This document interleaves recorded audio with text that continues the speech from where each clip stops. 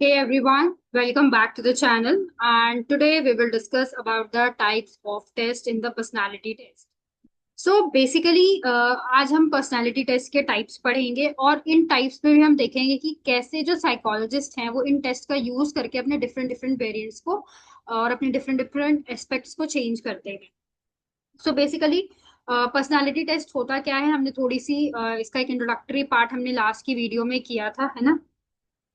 So basically psychological जो test हैं वो अलग अलग तरीकों से एक पर्सन के मेंटल फंक्शंस, बिहेवियर और एबिलिटीज और पर्सनालिटी ट्रेट्स को मेजर करते हैं, राइट। तो अगर मैं बात करूं एक पर्सनालिटी टेस्ट को मेजर करने की, तो हो सकता है कि वो उसमें बहुत सारी चीजों को ऐड करके चले, जिसमें पहला है आपका इंटेलिजेंस टेस्ट। जैसे कि ये टेस्ट किसी पर्सन की reasoning ability, problem solving, memory और जनरल इंटेलिजेंस को मेजर करता है। जैसे कि वेशलर इंटेलिजेंस स्केल, ठीक है, जहां पे आप बाइनेट साइमन स्केल, ये वो स्केल्स हैं जो यूज किए जाते हैं स्कूल्स में, क्लिनिक्स में, इवन आपके वर्क स्पेसेस में भी एज वेल। दूसरा इसमें टेस्ट होता है आपका एक एप्टीट्यूड टेस्ट। ये टेस्ट बताता है कि इंसान किसी स्पेसिफिक फील्ड या स्किल एरिया में फ्यूचर, मतलब उसका स्किल जो है ना, एरिया में फ्यूचर में कितना अच्छा परफॉर्म करेगा। जैसे कि इंजीनियरिंग है या कोई म्यूजिक एप्टीट्यूड टेस्ट है, ऑन दैट बेसिस, जिसे हम अपना डिफरेंट लेवल ऑफ टेस्ट भी कह सकते हैं। Second thing is that achievement test. देखो, ये जो टेस्ट है ना, ये चेक करता है कि कोई इंसान, किसी इंसान ने सीखा या कितना एकेडमिक नॉलेज गेन किया। That is the school exam and the board exams. फिर आता है आपका पर्सनालिटी टेस्ट। ये टेस्ट इंसान की thinking skill, style, emotions, behaviour और नेचर को समझाने में हेल्प करता है। फिर आता है आपका कहीं ना कहीं एक जब हम पर्सनालिटी टेस्ट के बारे में बात करते हैं तो उसके कुछ ऑब्जेक्टिव्स भी होते हैं, है ना। अब देखो, ऑब्जेक्टिव टेस्ट कौन से होते हैं, आपके जो मल्टीपल चॉइस क्वेश्चंस होते हैं, that is your MCQ based, right. अब अगर मैं एमसीक्यू बेस्ड टेस्ट के बारे में बात कर रही हूँ तो उसमें भी बहुत सारी चीजें हैं आपकी जो वेरिएंट फॉर्म में आपको दिखाई देंगी।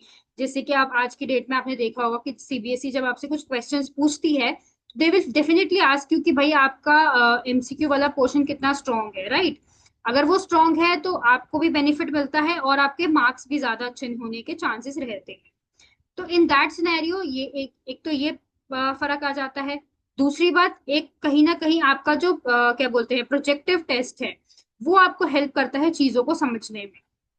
अब जो प्रोजेक्टिव टेस्ट कैसा है, they will give you some kind of project and there is appreciation test, जिसे हम टैट भी बोलते हैं। They will give you a जैसे कि मुझे अगर किसी का पर्सनालिटी टेस्ट करना है या कोई भी किसी तरीके का टेस्ट करना है तो मैं उससे कर सकती हूँ। सेकेंड थिंग इज दैट, ये तो हो गया आपका। फिर आता है आपका एक तरीके से इंटरेस्ट इनोवेटर्स, मतलब ये टेस्ट बताता है कि इंसान किस फील्ड में इंटरेस्ट, क्या मतलब बहुत ज्यादा पैशनेट है, जैसे कि साइंस, कॉमर्स, आर्ट्स, मतलब बेसिकली स्ट्रॉन्ग इंटरेस्ट इन्वेंटरी। फिर आता है आपका एटीट्यूड टेस्ट। ये किसी स्पेसिफिक चीज के लिए, मतलब इंसान का एटीट्यूड या थिंकिंग पैटर्न को मेजर करने में हेल्प करता है। जैसे कि इन्वायरमेंट कैसा है, जेंडर है कि नहीं, इक्वालिटी के, मतलब किसी को, अगर आपको किसी को जज करना हो तो आप किस बेसिस पे देखो कि भाई उसका इन्वायरमेंट में बिहेवियर कैसा है, क्या वो इन्वायरमेंट में लोगों को उसी तरीके से ट्रीट करता है जिस तरीके से एक नॉर्मल इंसान को ट्रीट किया जाता है। दूसरी बात, there is a neurological test. Neurological test क्या होता है, ये ब्रेन इंजरी के बाद मेमोरी, अटेंशन, डिसीजन मेकिंग जैसे मेंटल फंक्शंस को एक्सेस करता है। मतलब basically used after the head trauma और द ब्रेन सर्जरी। आइए इस पूरे कॉन्सेप्ट को एक हम केस स्टडी की हेल्प से समझते हैं।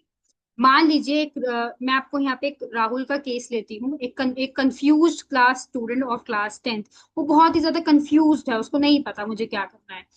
तो राहुल क्लास 10th का स्टूडेंट है। उसके पेरेंट्स चाहते हैं कि वो साइंस स्ट्रीम ले, पर उसको साइंस में इंटरेस्ट ही नहीं है और मार्क्स भी बहुत एवरेज आते हैं। अब इस केस में क्या है, राहुल कंफ्यूज्ड है कि उसके लिए कौन सी स्ट्रीम सही रहेगी।